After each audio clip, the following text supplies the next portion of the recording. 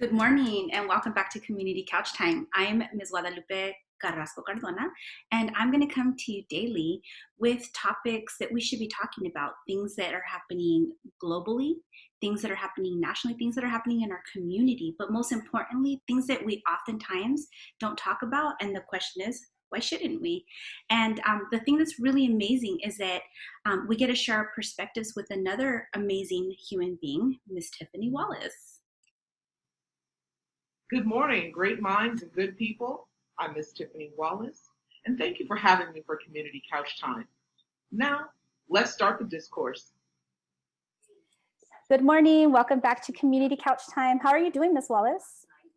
I'm doing great. Nervous about this election, anticipating, hey, what's gonna happen? Lots of changes. So I'm, excited. I'm nervous. I have a lot of different feelings about it. But how are you doing? I'm feeling really the same. Some anxiety, but a lot of positive feelings. Like no matter what happens today, I think that the past 4 years or so have been very enlightening for us in terms of the work that needs to be done to try to make this world a better place. And so, so I'm feeling positive. I'm feeling like no matter what, we have a lot of work ahead of us, but I am actually kind of feeling, positive about some of the changes that are going to be coming, and that hopefully we'll be finding about very soon. Yeah, what really inspires me is youth participation. I love that. I feel like it's been unprecedented, the way that young people have been getting involved in community process. And it really inspires me on different media platforms, Instagram, TikTok, Facebook, in some instances, just all over, young people have been involved. And it just reminds me that we have a lot to learn. Yes. We're like, the world is our classroom. Yes. And we just are going to, older people, elders, they've been there. We have a lot to learn from them. Yeah. The young people have fresh eyes. Yeah. They have a new perspective and can take the things that have happened in the past and push it forward in a way that betters our world, makes our world a better place. And so I am optimistic about that, and I'm very excited. Yeah, I agree. Like there's a new organization that sprung from Central CSO in Boyle Heights. It's called CSO Youth, and there's a really powerful youth that is a member, one of the founding members of CSO Youth. Her name is Lucia, and she spoke to exactly what you were just talking about. She was saying that she was very grateful for, the struggle and for all of the elders, older than us, than you and I, and also us as her elders as well.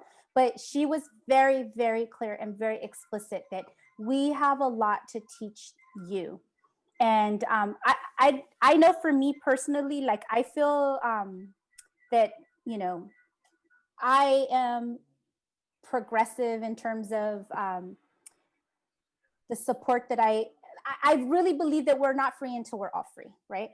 And so, but she was kind of speaking to how sometimes some elders may be very adamant about fighting for rights, but forget about the rights of, like, let's say women, or rights of, mixed ability people, or the rights of, folks who are LGBTQ or have genders different than the one, that they, whatever ascribe to. And she was very clear, like, we can teach you, you need to learn. This is the only way that we are going to come to a place of transformation that is encompasses all of us in the world, right?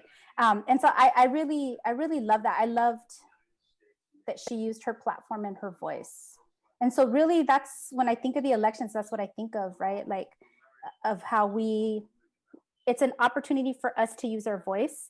And if somebody takes your voice away from you, that's like taking away your humanity. And so, I love that the youth are using their voice to speak for all of us, not just for a sliver of us, right? And it's like, even when I'm an adult person, right? Yeah. but there are senior citizens who also have been Yes. there in different struggles as Yeah. well. My sister used to work at the LGBT center working with seniors. Mm. And there's a lot that we learn from them because of the struggles that they have been through, Yeah. that we have, you know, things as they are today, Yeah. with like discrimination. That was something that was normalized for a lot of different groups. Yeah. But in particular for LGBT seniors, they had a senior prom, like the play on seniors, high school senior That's prom. so beautiful. Yes. And so I people love who that. could go with their partner or as the gender that they are, Right. instead of the one that they're, like you're saying, prescribed at birth, Yeah. they were able to go to this event with their partners as they are, their full selves, celebrate, you know, their corsages. Because I went Awesome. there with her and take pictures. And so it just really shows like that these are the folks who have made it so this is Right. for our youth today, for our 12th grade seniors, Right. is the people who are senior elders Yeah. today. I love that. You know, we learn from the youth and from the past because Right. these are strong folks who have been through a lot and have Yeah. survived. I love So that. I love both directions. I love it. Yeah, right? Like Yeah. can Yeah. learn.